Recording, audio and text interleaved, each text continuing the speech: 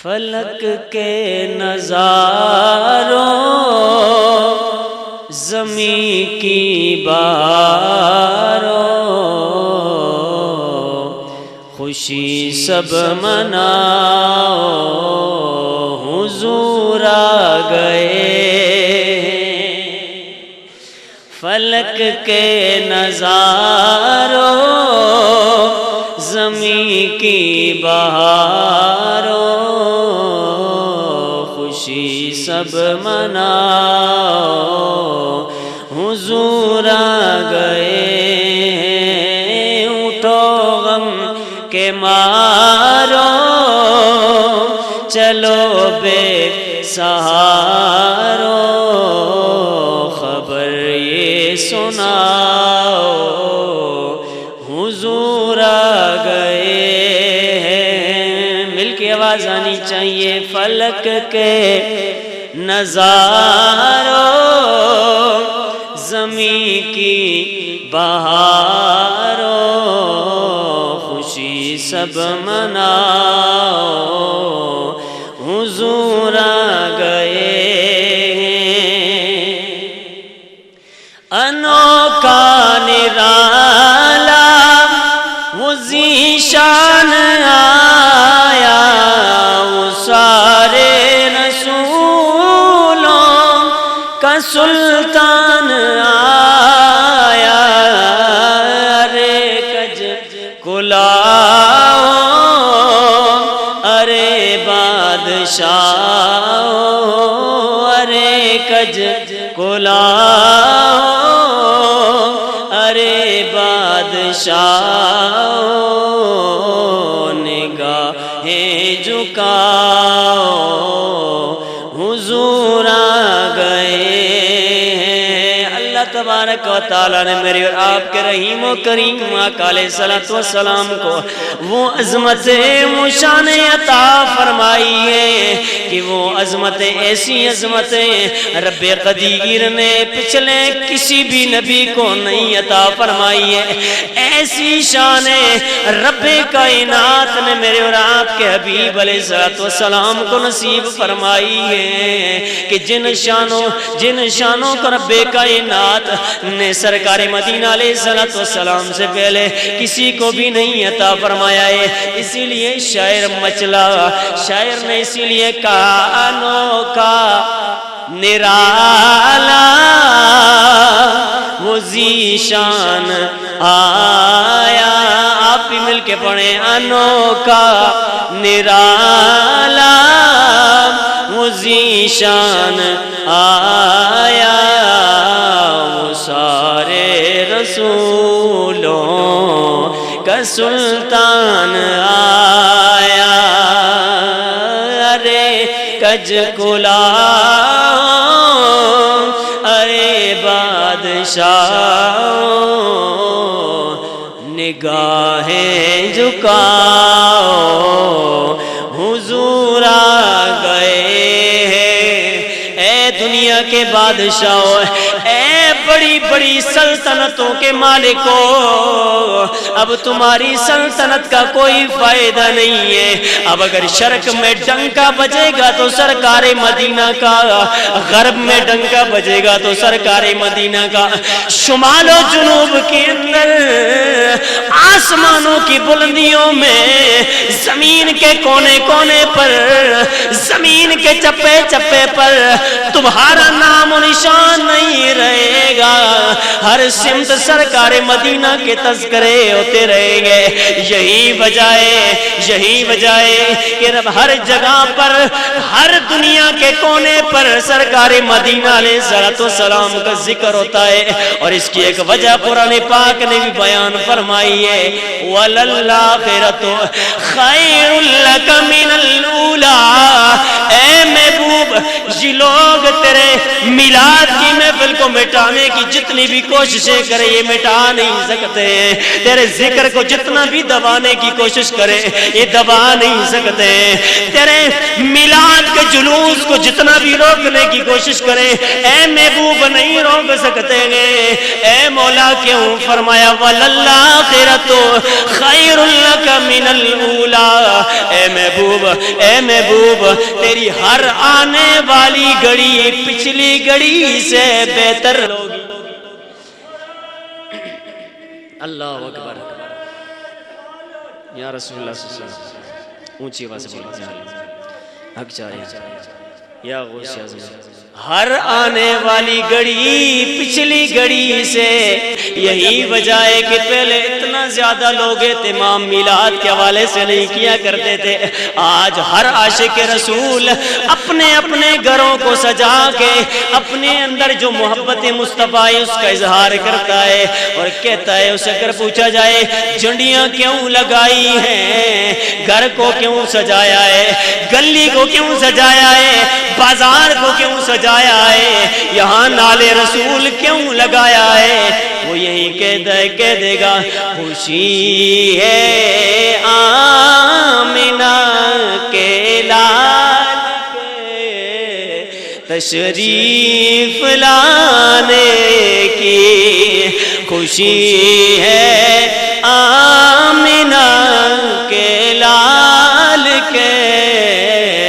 تشریف لانے کی۔ شعر نے اسی لیے کہا انوکھا نرالا وزیشان آیا، اور اس سارے رسولوں کا سلطان آیا، ارے کچکلا ہو ارے بادشاہ ہو نگاہیں جھکاؤ۔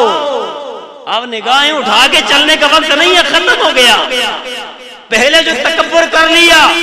اپنی خدائی کے دعوے کر لیے، اپنی سرداری کے دعوے کر لیے، بہت ہو گیا۔ بس اب ہر طرف اللہ کے بعد اگر کسی کا سکہ چلے گا تو سونے محمد عربی کا چلے گا، باقی کسی کا سکہ نہیں چل سکتا ہے۔ یہی وجہ ہے کہ ہر اپنا بھی اور ہر بیگانہ بھی یہ کہنے پہ مجبور ہو گیا کہ جیسی زندگی سرکار مدینہ علیہ السلام نے گزاری ہے، کائنات کے اندر ایسی زندگی ایسی سیرت کسی بھی بندے کی نہیں ہے۔ اور منکر جو ہیں وہ بھی جس وقت اعلیٰ خصلتیں جمع کرتے ہیں نا لوگوں کی کہ کائنات میں سب سے زیادہ اچھی عادتوں کے مالک کون، خصائل حمیدہ کس کے اندر موجود ہے،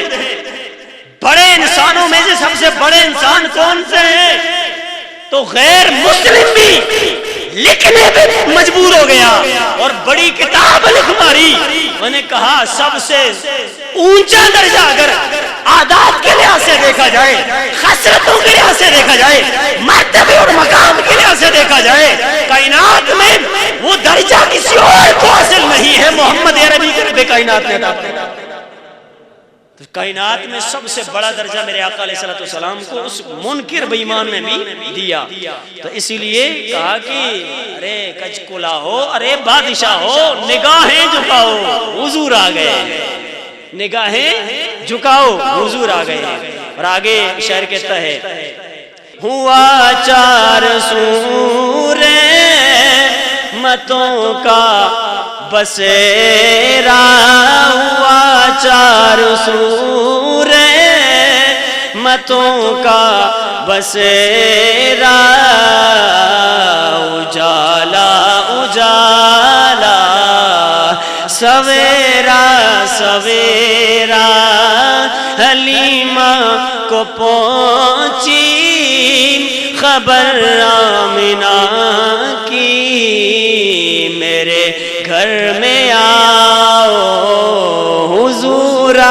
گئے، حلیمہ کو پہنچی خبر آمنہ کی، میرے گھر میں آؤ حضور آ گئے۔ سمائے ثنائے حبیب خدا کا، یہ میلاد ہے سر بڑے انبیاء کا نبی کے گداؤں سب ایک دوسرے کو نبی کے گداؤں سب ایک دوسرے کو گلے سے لگاؤ حضور آ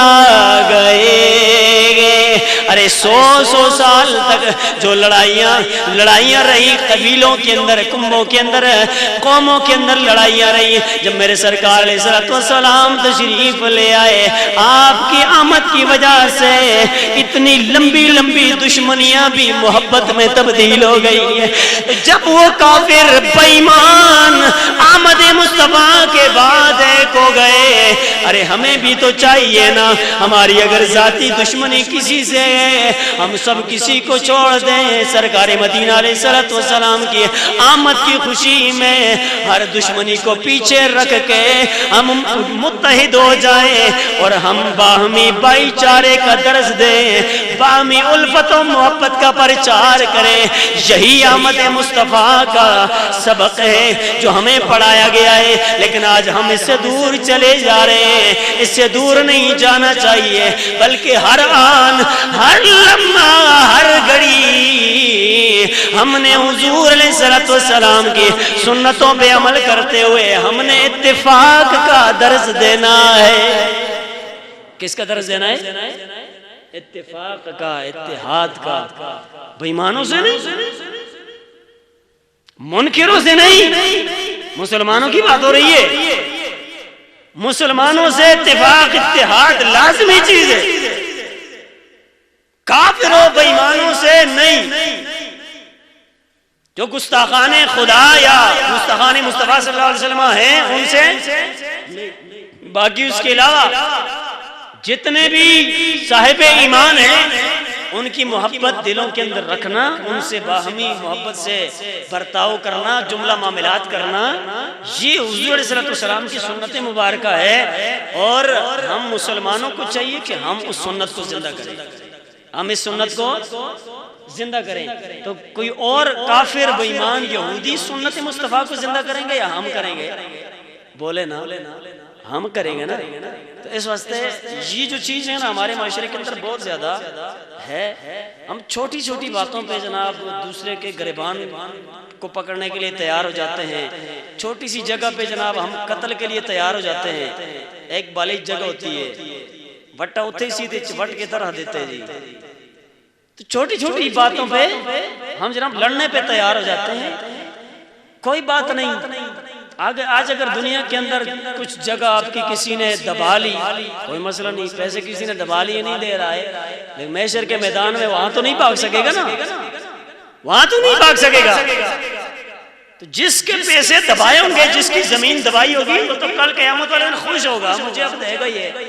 جب زمین نہیں دے سکے گا، پیسے نہیں دے سکے گا، تو پھر کہا جائے گا ہاں اب تو پیسے نہیں دے سکتا ہے، اس سے قرضہ لیا تھا، جس طرح بھی لیے تھے تو نے، اس کا حق تھا، اس کو نہیں دیے دنیا میں، تو اب ایسے کر کہ اس کو اپنی نیکیاں دے، اس کو نیکیاں دے، تو پھر نیکیاں دینی پڑیں گی، نیکیاں دینی پڑیں گی کل۔ اور اگر نیکیاں بھی اس بندے کے پاس نہیں ہوگی نا، پھر کیا کیا جائے گا؟ پھر وہ جس بندے سے قرض لیا اور واپس نہیں دیا، اس کے گناہ اس کے کھاتے میں ڈالے جائیں، اس کے گناہ اس کے کھاتے میں ڈالے جائیں۔ اور آج کل ماشاءاللہ بہت کچھ ہم ہڑپ کر لیتے ہیں، کہتے ہیں یار اسے پتہ ہی نہیں ہوگا، اسے یاد ہی نہیں ہوگا، اس کے علم میں بھی بات نہیں ہوگی، اسے پتہ نہیں کہاں کہاں کا، وہ باپ دادا سے لیے تھے ہم نے، تو اب ان کے ذہن میں نہیں ہوگا، باپ دادا نے بتایا ہی نہیں ہوگا آگے بیٹوں کو پوتوں کو، وہ نہیں پتہ ہے، لیکن حق تو ہے ہی ان کا نا، بتائے کہ نہیں بتائے آپ کو تو پتہ ہے کم از کم۔ تو اس واسطے یہ اصلاح کی بات ہے، یہ کہاں سے ملتی ہے؟ ہمیں شریعت اسلامیہ سے ملتی ہے، اور جب ہم ان چیزوں پہ دھیان کریں گے تو ہمارا معاشرہ سدھر جائے گا، ٹھیک ہو جائے گا۔ الغرض